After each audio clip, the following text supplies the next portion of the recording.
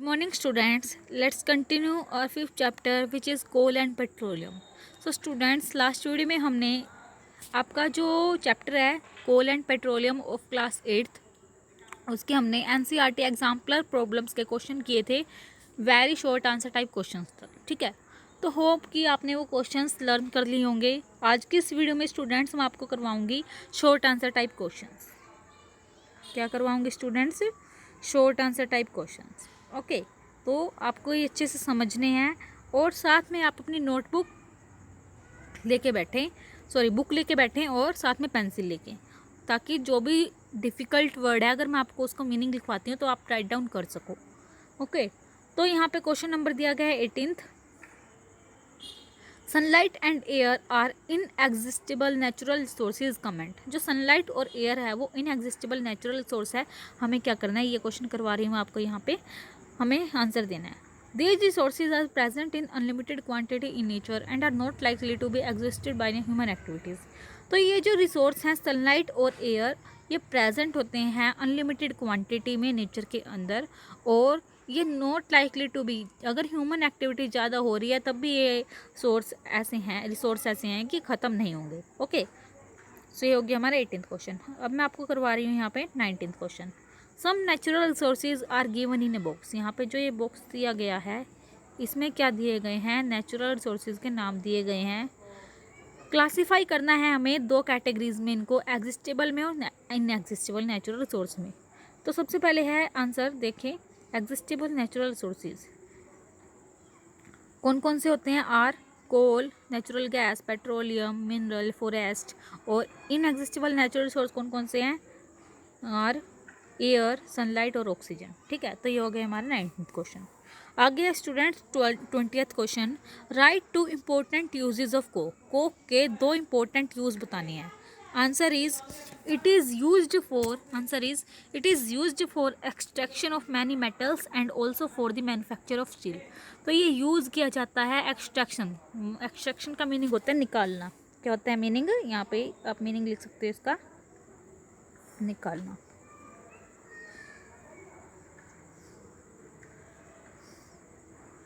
ठीक है, और तो ये यूज़ किया जाता है बहुत सारे मेटल्स को निकालने के लिए, और मैन्युफैक्चर ऑफ स्टील। मैन्युफैक्चर का मीनिंग होता है बनाना, स्टील को बनाने में। ठीक है, मैन्युफैक्चर का मीनिंग क्या होता है स्टूडेंट्स? बनाना।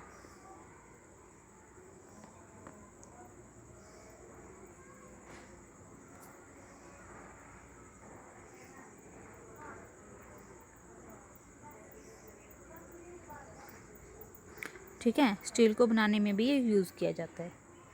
आगे है स्टूडेंट्स हमारा 21st question. Write the characteristics and some important uses of coal. Coal के दो क्या करने हैं, इंपॉर्टेंट यूज़ बताने हैं, और उसकी विशेषताएं क्या क्या होती है, कैरेक्टरिस्टिक्स क्या होती हैं, विशेषताएं वो बतानी है। तो आंसर दिया गया है coal is black in colour and hard as stone. तो कोल क्या होता है, ब्लैक कलर का होता है और हार्ड होता है हार्ड स्टोन होता है, स्टोन की तरह। ठीक है, it is one of the fuels use to cook food.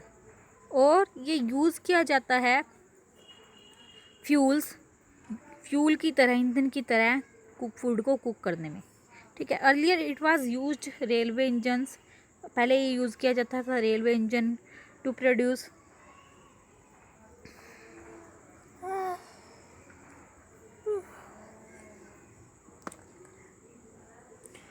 Use किया जाता था ये रेलवे इंजन्स में किस चीज़ को प्रोड्यूस करने के लिए, स्टीम को प्रोड्यूस करने के लिए, टू रन द इंजन्स को चलाने के लिए। It is used as fuel की तरह यूज़ किया जाता था थर्मल पावर प्लांट्स में, टू प्रोड्यूस इलेक्ट्रिसिटी को यूज़ करने के लिए, और बहुत सारी इंडस्ट्रीज़ में भी यूज़ किया जाता था। ठीक है, तो ये हो गया आपका 21st क्वेश्चन। आगे दिया गया है स्टूडेंट 22nd क्वेश्चन। यहाँ पे फिलअप है, एक स्टोरी आपको कंप्लीट करनी है, फिल करनी है जहाँ पे ब्लैंक्स दिए गए हैं। ओके, तो क्या बोला गया है कि about 300 million years ago the earth had dense dash. Earth में क्या थे, डेंस फॉरेस्ट। तो ये यहाँ पे जो फॉरेस्ट लिखा गया है ये आपको फर्स्ट में फिल करना है। समझ आ रही है? जहाँ पे मैंने ये येलो मार्क किया है ये आपको फॉरेस्ट फर्स्ट ब्लैंक में फिल करना है। In low lying wetland areas due to natural process like dash में आएगा यहाँ पे फ्लड। क्या आएगा डैश, यहाँ पे फ्लड आएगा सेकंड में। These forest got buried under the dash, dash में आएगा यहाँ पे थर्ड में soil. As more dash, as more dash है, फिर डैश में आएगा वहाँ पे फिर क्या आएगा, सॉरी सोयल आएगा। ठीक है, ये फर्स्ट में बताया था मैंने, ये सेकंड में, ये थर्ड में, ये फोर्थ में। उसके बाद deposit over them they were compressed, the dash, the के बाद डैश है जो उसमें आएगा फिफ्थ में टेम्परेचर, क्या आएगा temperature. Also rose as they sank deeper and deeper under high dash, under high, high के बाद क्या डैश उसमें आएगा प्रेशर। ठीक है, एंड हाई डैश, डैश में आएगा फिर हाई के बाद ये लास्ट है जो उसमें टेम्परेचर। डेड प्लांट्स गोट स्लोली कन्वर्टेड इनटू कोल। तो ये स्टोरी क्या बोल रही, क्या बताया गया स्टोरी के अंदर कि 300 मिलियन ईयर्स एगो अर्थ हैड डेंस, अर्थ पे क्या थे, बहुत गहरे जंगल थे। इन लो लाइंग वेटलैंड एरियाज, और वहाँ एरिया कैसा था, वेटलैंड एरिया था। ठीक है, तो नेचुरल जो जो प्रोसेस होती रही, लाइक जैसे फ्लड, बाढ़ आ गई। ठीक है, these forest got buried under the soil, ये जो फॉरेस्ट है ये सोयल के नीचे दब गए।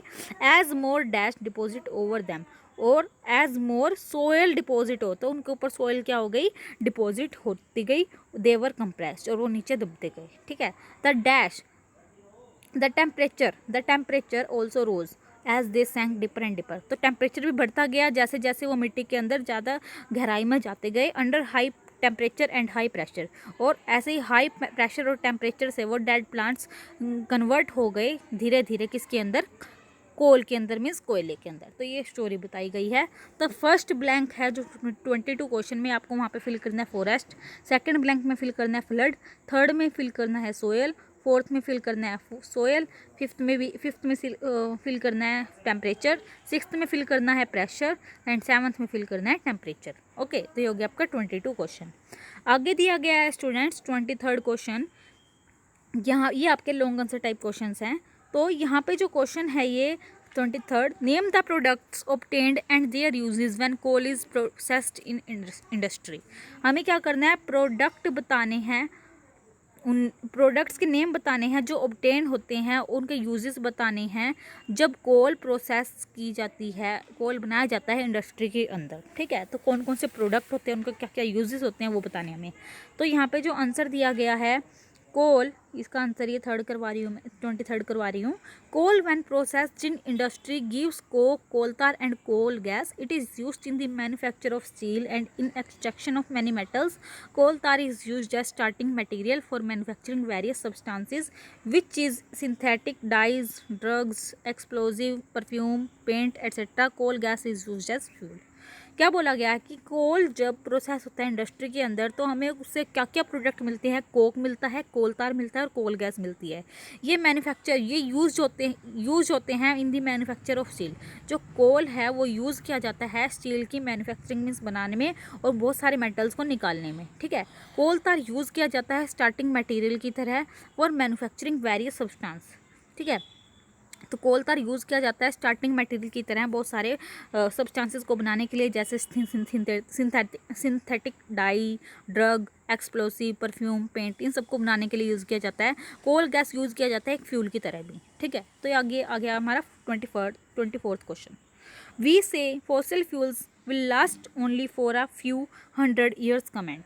हम कहते हैं कि जो फॉसिल फ्यूल्स है विल लास्ट ओनली कुछ 100 ईयर्स एगो रह गए हैं। तो ये इस पर हमें कमेंट करना है, आंसर बताना है। It takes a very long time for the formation of fossil fuels. It also requires specific conditions and it does not happen quite often.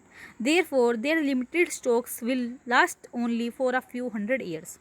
ये क्या कहा गया है, it takes a very long time to for the formation, कि fossil fuels को बनाने में, formation होने में, बनाने में कितना बहुत ज़्यादा टाइम लगता है, बहुत लंबी प्रोसेस होती है, बहुत सारी कंडीशंस चाहिए होती हैं इसको, बहुत सारी बोल सकते हैं कि टेम्परेचर, प्रेशर अच्छा सा चाहिए होता है, स्पेसिफिक चाहिए होता है इनको, और इनके जो स्टॉक्स हैं वो भी लिमिटेड होते हैं, जो क्या है बहुत कम ईयर्स 100 ईयर्स एगो क्या रह गए हैं, यूज़ मतलब रह गए हैं ये। ठीक है, तो हमें क्या करना चाहिए, इनका अच्छे से यूज़ करना चाहिए, ज़्यादा यूज़ नहीं करना चाहिए। आगे दिया गया है 25th question. We read in newspaper that burning of fossils is a major cause of global warming. Explain why. हम पढ़ते हैं न्यूज़पेपर के अंदर कि जो बर्न करते हैं जब फॉसिल फ्यूल्स, उससे क्या होता है, ग्लोबल वार्मिंग कोज होती है। तो हमें एक्सप्लेन करना है ऐसा क्यों होता है। आंसर दिया गया है, it is related to global warming due to formation of carbon dioxide and some other gases. ये रिलेट किया गया है ग्लोबल वार्मिंग से ड्यू टू फॉर्मेशन। तो क्यों क्या होता है कि कार्बन डाइऑक्साइड की फॉर्मेशन होती है और बहुत सारी गैसेज भी इससे प्रोड्यूस होती हैं। इसी वजह से बोला जाता है कि फॉसिल फ्यूल्स हैं जो फ्यूल्स, उनको बर्न सोच समझ के ही करना चाहिए। ठीक है, आगे दिया गया है student 26 question, while driving what are the tips we must follow to save petrol diesel natural gas. क्या कहा गया है कि जब हम ड्राइव करते हैं तो कौन से टिप्स हमें फॉलो करना चाहिए सेव पेट्रोल को सेव करने के लिए, डीजल को सेव करने के लिए, या फिर नेचुरल गैस को सेव करने के लिए। आंसर दिया गया है, ensure correct tyre pressure, ensure regular maintenance of the vehicle, drive at a constant and moderate speed, switch off the engine at traffic lights और at a place where you have to wait. First point में बोला गया है हमें कि correct tyre pressure, pressure का है जो टायर का वो करेक्ट होना चाहिए। उसके बाद हमें इंश्योर करना चाहिए कि जो रेगुलर मेंटेनेंस है व्हीकल की वो करवानी चाहिए। थर्ड पॉइंट में बोला गया है ड्राइव करना चाहिए कांस्टेंट और मॉडरेट स्पीड में। ठीक है, और जब ट्रैफिक सिग्नल्स दिए गए हो, मतलब रेड लाइट हो, तो वहाँ पे हमें स्विच कर देना चाहिए इंजन को जहाँ पे आपको वेट करना पड़े। ठीक है, तो ये हमें टिप्स फॉलो करनी चाहिए सेव करने के लिए पेट्रोल को, डीजल को, नेचुरल गैस को। आगे दिया गया है 27th question, imagine that all the inexhaustible natural sources are exhausted by human activities, do you think survival of living beings would be possible, if yes why, if not why not.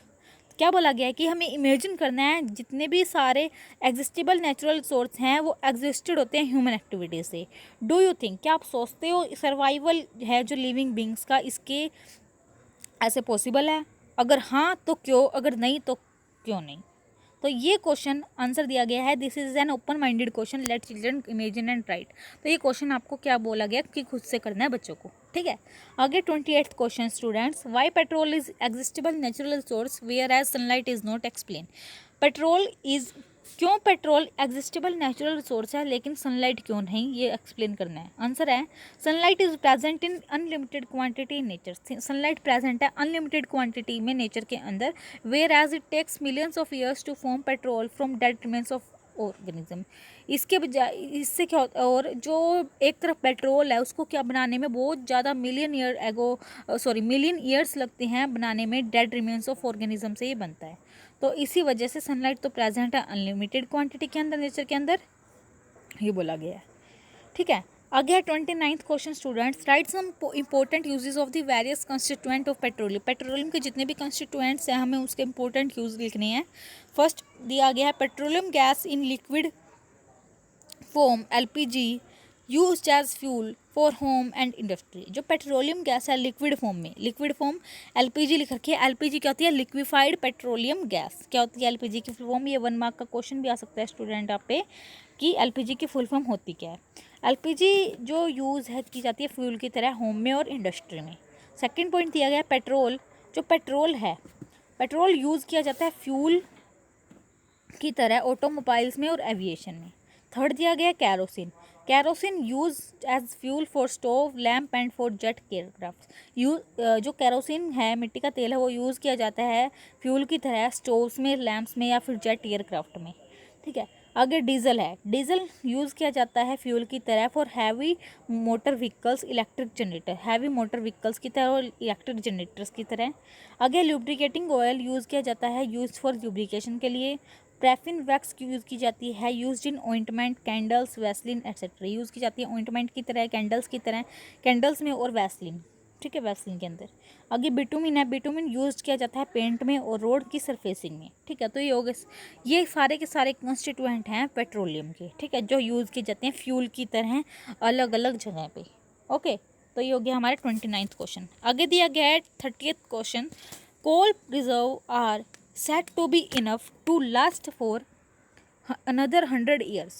Do you think we need to worry in such case, why और why not. जो coal reserve करके रखा गया said to be enough to last for another 100 years ago, कि जो कोल है हम reserve करके रख रहे हैं वो बोला गया है कि अगर बहुत 100 ईयर्स आगे तक वो क्या चलेंगे, ठीक है, वो काफ़ी है अगर हम उनको रिजर्व करके रखते हैं।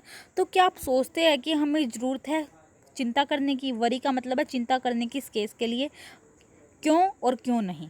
तो ये आंसर को इसका आपको खुद से देना है। ओपन एंडेड क्वेश्चन है, चिल्ड्रन को राइट करने अपने व्यूज़ इस क्वेश्चन के अंदर, ठीक है, तो ये आप खुद से करोगे। आगे दिया गया 31st question, students what steps would you suggest for the judicious use of fossil fuels. कौन कौन से स्टेप्स सुजेस्ट करे गए हैं judicious uses of fossil fuels के लिए? आंसर या इसके लिए भी आपको खुद करना है 31st। आगे दिया गया 32 क्वेश्चन, कंप्लीट करना है क्रॉसवर्ड हेल्प ऑफ क्लूज की हेल्प से। तो यहाँ पे जो दिए गए हैं अक्रॉस और डाउन, आपको मैं एक करके बताती हूँ, आप बाकी आप खुद से करोगे। अक्रॉस में देखो सबसे पहले फर्स्ट दिया गया है, तो यहाँ पे जो ये डायग्राम ये दिख रहा है आपको, ये बॉक्स दिख रहे हैं, यहाँ पे आप फर्स्ट देखो कहाँ पे लिखा गया है, हॉरिजॉन्टल में अक्रॉस। हॉरिजॉन्टल आपको पता है ना, ऐसे सीधा नहीं, ऐसे टेढ़ा लेटा हुआ। तो फर्स्ट है जो fuels obtained from dead remains of living organism. जो फ्यूल्स ऑब्टेन किए जाते हैं dead remains of living organism से, उन्हें क्या बोला जाता है? उन्हें क्या बोला जाता है? फॉसिल फ्यूल्स बोला जाता है। तो हम इन्होंने बता रखा है कि जो वो वर्ड है, जो आंसर है वो 6 to 5 का, 6 फर्स्ट तो है 6 वर्ड का, और जो सेकंड है वो फ्यूल्स, सेकंड है वो 5 वर्ड्स का है। तो जो हॉरिजॉन्टल में है यहाँ पे आएगा फॉसिल फ्यूल्स। तो आप लिख के देख सकते हो पहले रफ पेंसिल के साथ, फॉसिल FO, मैं आपको लिख के दिखाती हूँ यहाँ पे, ओ फॉसिल फ्यूल्स FUELS, ठीक है। तो ये फॉसिल फ्यूल्स है जो ये कंप्लीट हो गया इन बॉक्सेस में। तो ये जो फॉसिल है, फॉसिल कितने वर्ड का है? 6 वर्ड का। और फ्यूल्स कितने वर्ड का है? 5 वर्ड्स का। तो आप ऐसे क्या कर सकते हो, इमेजिन कर सकते हो, और यहाँ पे जितने भी हैं वो कंप्लीट कर सकते हो, ठीक है इसको। तो ये क्रॉसवर्ड आपको खुद से करना है, ये क्लू जो दिए गए ऐसे डाउन है, डाउन के अंदर भी आपको ऐसे ही करने हैं। समझ आ गया? तो स्टूडेंट्स इसी के साथ हमारे जो NCERT exemplar problem solve question दिए गए हैं आपकी बुक के अंदर, वो आपको क्या करने हैं? सिर्फ लर्न करने हैं, ठीक है। तो ये तो हो गया आपके NCERT के। अब मैं आपको करवा रही हूँ यहाँ पे एक्सरसाइज के क्वेश्चन आंसर। क्या करवा रही हूँ स्टूडेंट्स? आपको मैं एक्सरसाइज के क्वेश्चन आंसर।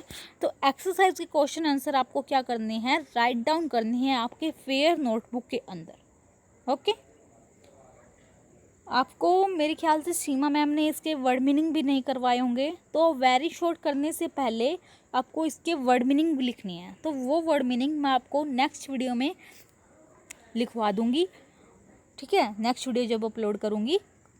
तो अभी के लिए आप ये यहाँ से समझ सकते हो और अपनी रफ नोटबुक में इनको राइट डाउन कर सकते हो। वैसे ये फेयर में करनी है। ओके, तो सबसे पहले दिए गए हैं question, very short answer type question. सबसे पहला क्वेश्चन है name the following 3 type of coal. 3 type of coal कौन कौन से हैं? लिग्नाइट, बिटुमिनस और एंथ्रेसाइट। कौन कौन से हैं? लिग्नाइट, बिटुमिन और एंथ्रेसाइट के एक आंसर है, फर्स्ट के ए का। आगे है बी, फर्स्ट का भी question, two by products obtained from fractional distillation of petroleum. हमें क्या है? बाय प्रोडक्ट्स ऑब्टेन होते हैं, फ्रैक्शनल डिस्टिलेशन हम जब पेट्रोलियम की करते हैं तो वो बाय प्रोडक्ट कौन कौन से हैं? Petrol and diesel. तो ये फर्स्ट के बी का आंसर है, ठीक है। ये आंसर कौन से का था? ए का। ये कौन से का आंसर है? बी का, ठीक है। तो ये क्वेश्चन आपको समझ में आ गया होगा। आगे दिया गया है second question, what are exhaustible natural resource. Exhaustible natural resource कौन कौन से होते हैं? आंसर है exhaustible natural resources are those which are limited in nature. जो नेचर के अंदर क्या है? लिमिटेड क्वांटिटी में है और take million of year to form, और जिसको बहुत सारे साल लगते हैं बनाने में, तो उन्हें एग्जिस्टेबल नेचुरल रिसोर्स बोला जाता है। क्वेश्चन थर्ड है, what is the commercial importance of coal tar. Commercial importance क्या है कोलतार की? आंसर है coal tar is use in the manufacture of synthetic dye, explosive, perfume, drug and plastic, synthetic resins, paints and stains. जो use किया जाता है कोल तार, commercial importance क्या क्या है उसकी, कोल तार यूज़ किया जाता है सिंथेटिक डाइज को मैन्युफैक्चर बनाने में, एक्सप्लोजिव को बनाने में, परफ्यूम को, ड्रग को, प्लास्टिक को, सिंथेटिक रेजिन को, पेंट को, स्टेन्स को बनाने में यूज़ किया जाता है। आगे हमारे पास fourth question, what is compressed natural gas. Compressed natural gas क्या होती है? Answer is natural gas when compressed to a high pressure and stored in hard containers is called compressed natural gas. Compressed natural gas की जो short form है वो क्या, CNG। क्या है? CNG, compressed natural gas. एक नंबर में question आ सकता है, ध्यान से। तो कंप्रेस्ड नेचुरल गैस होती क्या, ये पूछा गया है। Compressed natural gas when compressed to high pressure and stored in hard, जब कंप्रेस्ड नेचुरल गैस को कंप्रेस किया जाता है हाई प्रेशर और स्टोर किया जाता है हार्ड कंटेनर्स के अंदर, तो उसे कंप्रेस्ड नेचुरल गैस बोला जाता है। तो ये हो गए स्टूडेंट्स आपके very short answer type questions. Okay, आगे दिए गए हैं स्टूडेंट्स आपको short answer type question. Short answer type question में आपका जो फर्स्ट क्वेश्चन है वो है what are fossil fuels, give two example. कि फॉसिल फ्यूल्स क्या होते हैं और 2 एग्जांपल भी बताने हैं साथ में। तो ये क्वेश्चंस भी आपको राइट डाउन करनी है फेयर नोटबुक के अंदर। अभी के लिए आप समझ सकते हैं इनको। जब वर्ड मीनिंग, तो आप एक काम करना, वर्ड मीनिंग की एक पेज की जगह छोड़ देना, मैं आपको वो कल की वीडियो में करवाऊंगी। ओके, इतने आप ये क्वेश्चंस को लिख सकते हो। आगे फर्स्ट क्वेश्चन दिया गया है शॉर्ट आंसर टाइप क्वेश्चन में, व्हाट आर फॉसिल फ्यूल्स और give two example. Fossil fuels क्या होते हैं, उनके 2 एग्जांपल बताने हैं। सबसे पहले the fuels formed from the dead remains of living organism after millions of years are called fossil fuels. जो फ्यूल्स फॉर्म्ड होते हैं डेड रिमेन्स से, लिविंग ऑर्गेनिज्म के डेड रिमेन्स से मिलियन ऑफ ईयर के बाद, उन्हें बोला जाता है फॉसिल फ्यूल्स। ठीक है, एग्जाम्पल कौन कौन से है? कोल, पेट्रोलियम और and natural gas are some fossil fuels. को ये क्या है? फॉसिल फ्यूल्स है कोल, पेट्रोलियम और नेचुरल गैस। आगे दिया गया है स्टूडेंट सेकंड क्वेश्चन। क्या दिया गया है? Second question. तो सेकंड क्वेश्चन है हमारा यहाँ पे, what are petrochemicals and what are their uses. कि पेट्रोकेमिकल्स क्या होते हैं, उनके यूज़ क्या होते हैं। आंसर दिया गया है the useful substances obtained from petroleum and natural gas are called petrochemicals. जो यूजफुल सब्सटेंस प्राप्त किए जाते हैं पेट्रोलियम से और नेचुरल गैस से, उन्हें पेट्रोकेमिकल्स बोला जाता है।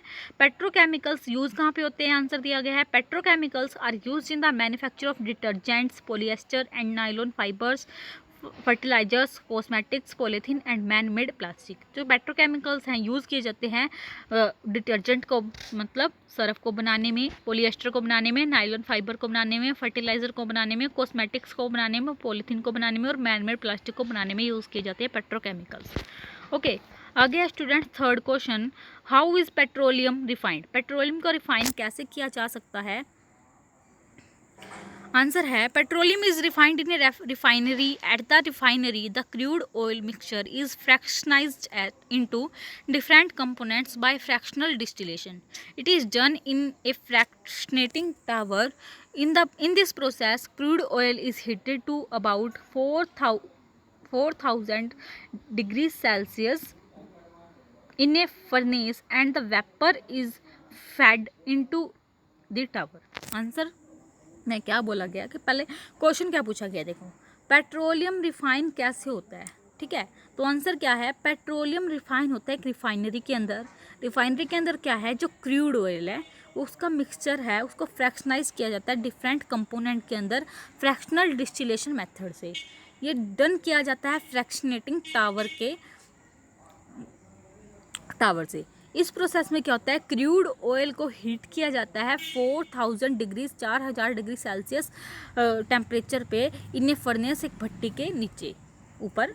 At the vapour is fed into the tower, और जो वेपर है वो फेड के होते हैं टावर में। ओके, आगे लास्ट क्वेश्चन हमारा, व्हाट इज ग्लोबल वार्मिंग। ये हमारा शॉर्ट लास्ट क्वेश्चन है, what is global warming. Global warming क्या होती है? आंसर दिया गया है some of the atmospheric gases like carbon dioxide and methane have the property to trap the sun heat.